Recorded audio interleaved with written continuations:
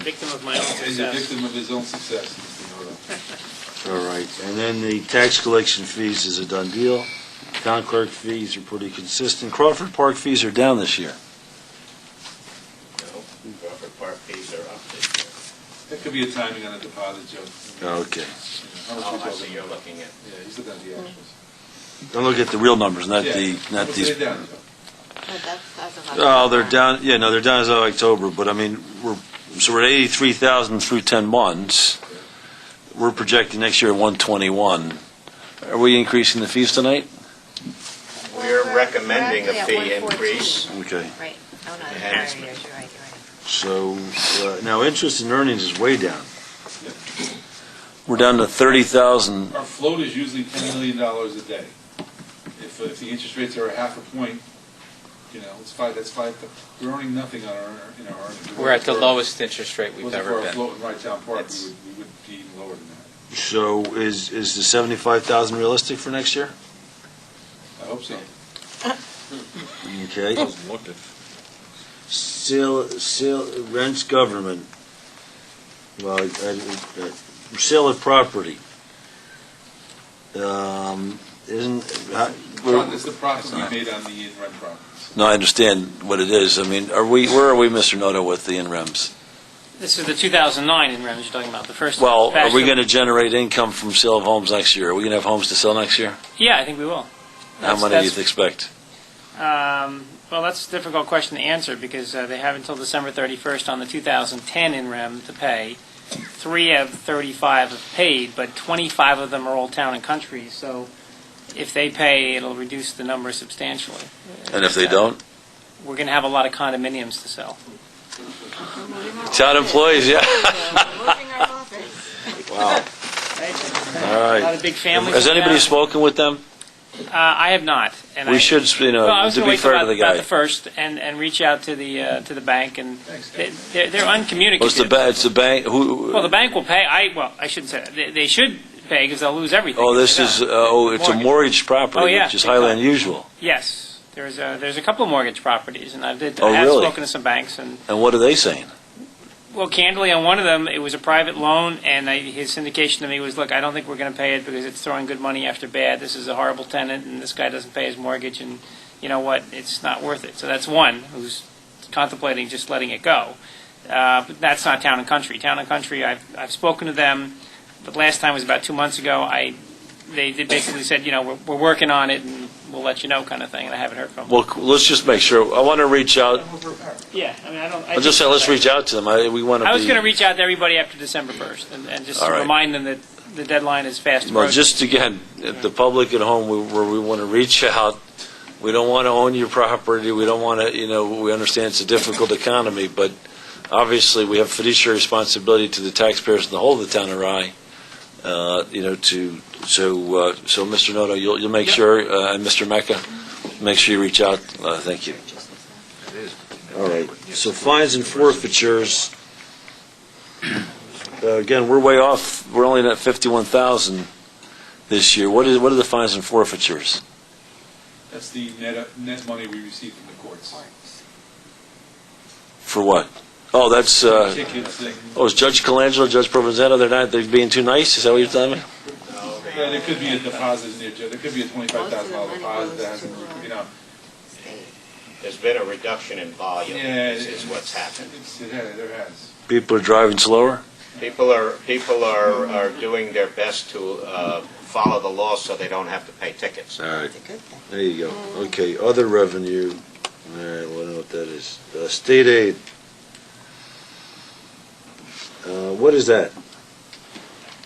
It's our per capita, that's our ORPS money, there's a couple small things we get. But that number's been the same for the last 10 years. Why is the state giving us money? I don't understand.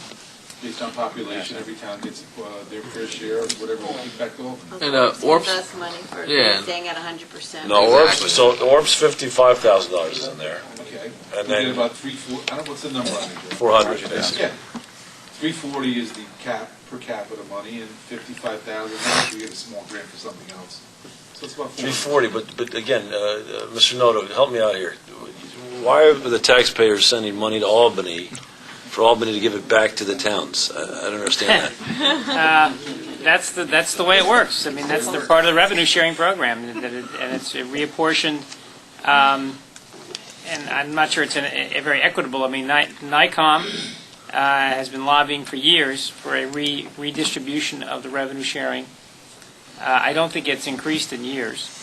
And this is an ongoing battle of contention with the counties and municipalities in the state of New York.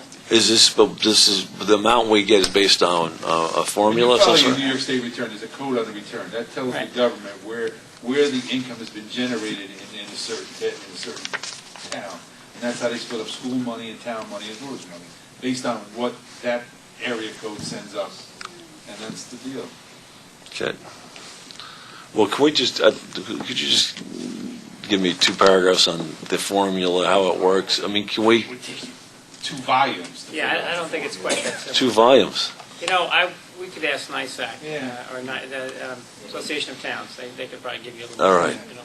I mean, okay, so it's been the same number for several years. Obviously, every year we've been here, it's the same number. I've never seen the exact calculation, but it's been the same number for 10 years. Can we influence the calculation?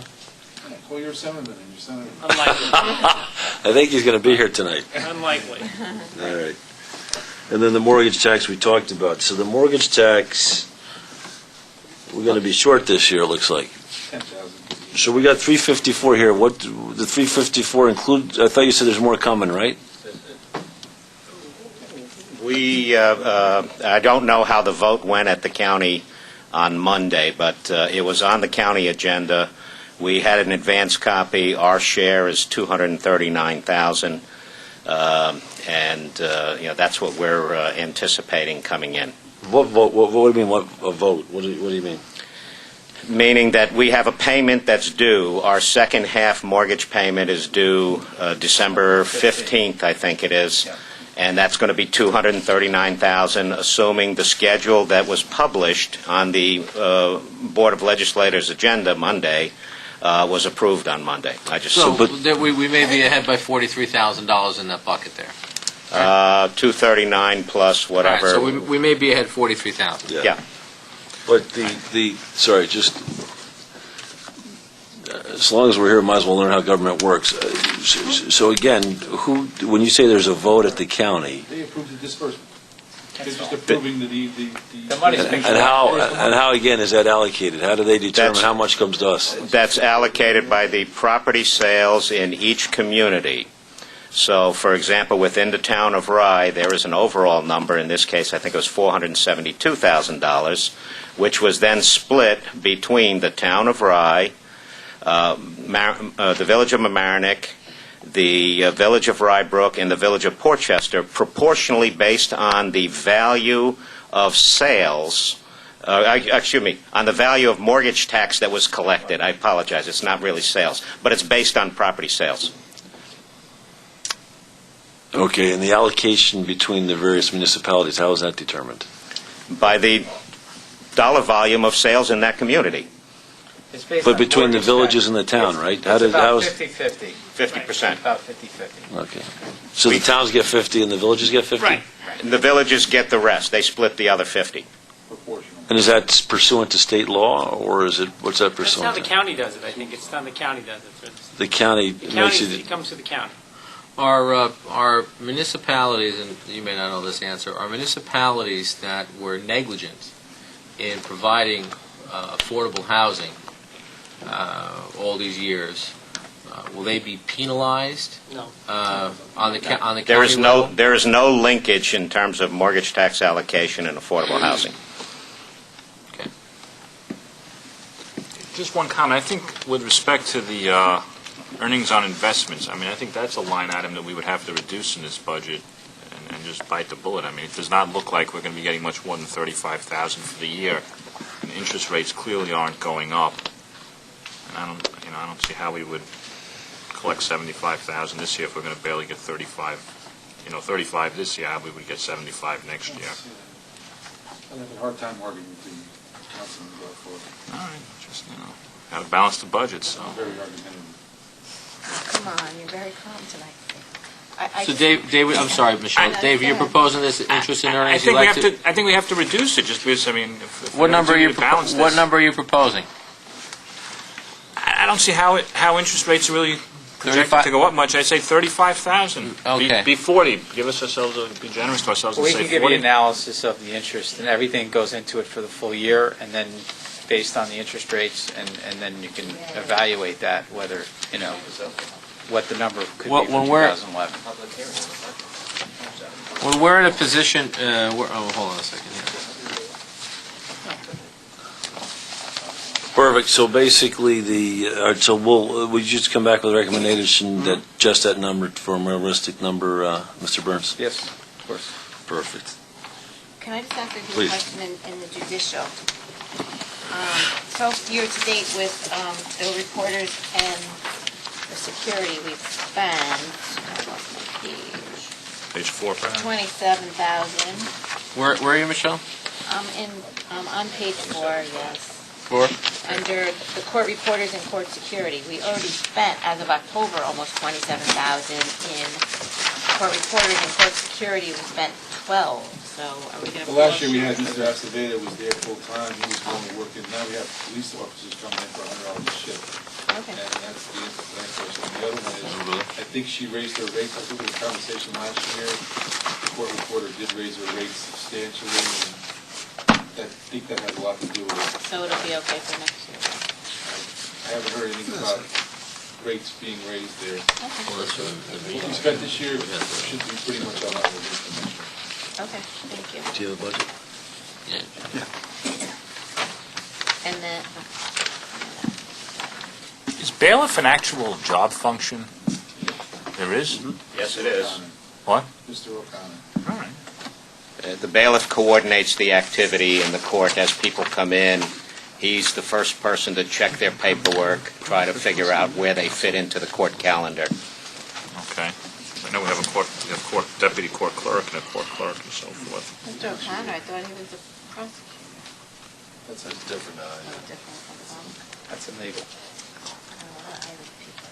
That's right.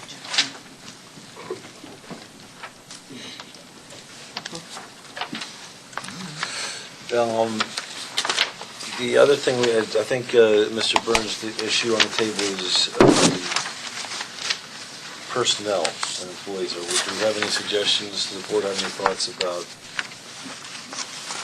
Well, we talked about last year about, people should get raises based on merit, and I think we should try to see, give the department heads a chance to give some merit to their employees. Otherwise, we're going back to the way it was before, just straight across the board. So I think we should sit down and talk with some people and see who deserves to get a raise. And I agree with Michelle. We've had this discussion probably every year, and where we wanted to have the department heads to ultimately lead their department and come up with a plan, and some forecasting, what we planned on doing, what we fell short on, what we did well, what we'd like to do in the future, some goals. And that's all part of the budgeting process, and I think that's important that we get that feedback between now and the time that we're looking to finalize this budget. Any other comments from the board? Yeah, you're talking about the budget? No, sorry, but just on this one particular issue. Well, do we, I'm just asking, do we think it's viable to get some sort of real merit plan in place by the time we have to do the final budget? I mean, if yes, great. If not, then we have to sort of decide what we're doing, regardless of whether we have a merit plan in place. Yeah, I think what I'd like to propose, or at least for us to think about, is normally every year I meet with the department heads, go through their goals for the year, and then evaluate their performance at the end of the year. I think if we could get a working session with the department heads and have them present, so it won't be the formal merit plan that we would like to have potentially, Mr. Councilman Gelfair, but we could have each of the department heads present the goals, because we have now 3 years of record, right? So you got your goals for 2008, goals for 2009, goals for 2010. Measure those goals, and each of the department heads would justify their budget, and then any suggested increase they have for employees under